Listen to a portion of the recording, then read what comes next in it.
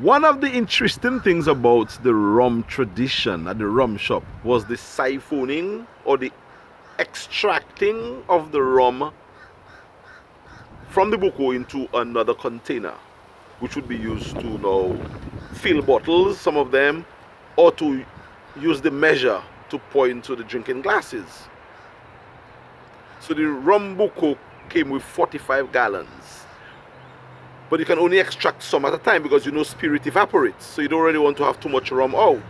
And even when you have it out, my nest used to cover it with a bag plus put another covering over it. So nothing really evaporated. Oh well, something did, but not much.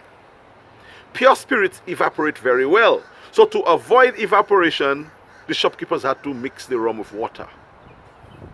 Well, probably there were other reasons, economic reasons for so doing. But I think that is why they used to water the rum.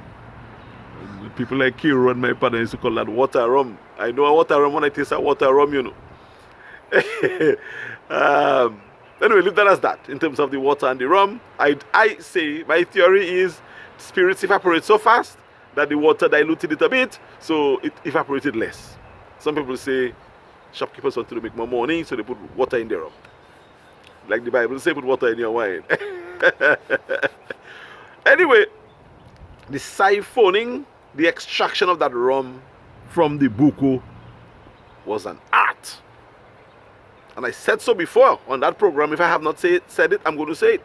That Cecil Sukuya and Shasha were the experts at siphoning rum. Or anything else. Kerosene too, Kerosene would come in a metal container, metal drum. That didn't come to the shops. The shops couldn't afford those big drums of kerosene. But there were some standard shops. I think Zaza used to get a kerosene in big drums. Or one of them. Was it? No, it wasn't Dula. I think it had been Zaza. One of them. So when comes time for siphoning the rum, it's Shasha and Sukuya that used to do it. And they would put the hose, some rubber hose into the buko, open up, of course, the bouchon 8, take out the bouchon, push the hose in. They would do a kind of thing in their hand like that on the book on the top. And then they would do some mechanism at the top, well, at the end of the hose. I think they would probably suck on air or whatever. And after 1, 2, 3, 4, they put the hose into the bidon, the white bidon or pail, whatever it is that the rum had to go into. And that was it, like magic. Rum just started flowing. It used to amaze me. And then they used to pull off the hose slowly.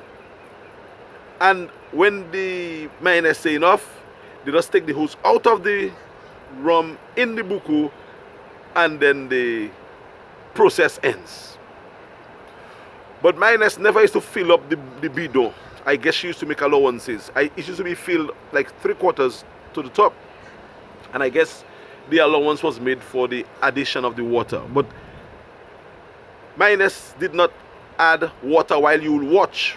I was told that she used to boil the water and add hot water to the spirit, to the rum, to stretch it now. Sorry, to avoid it from evaporating quickly.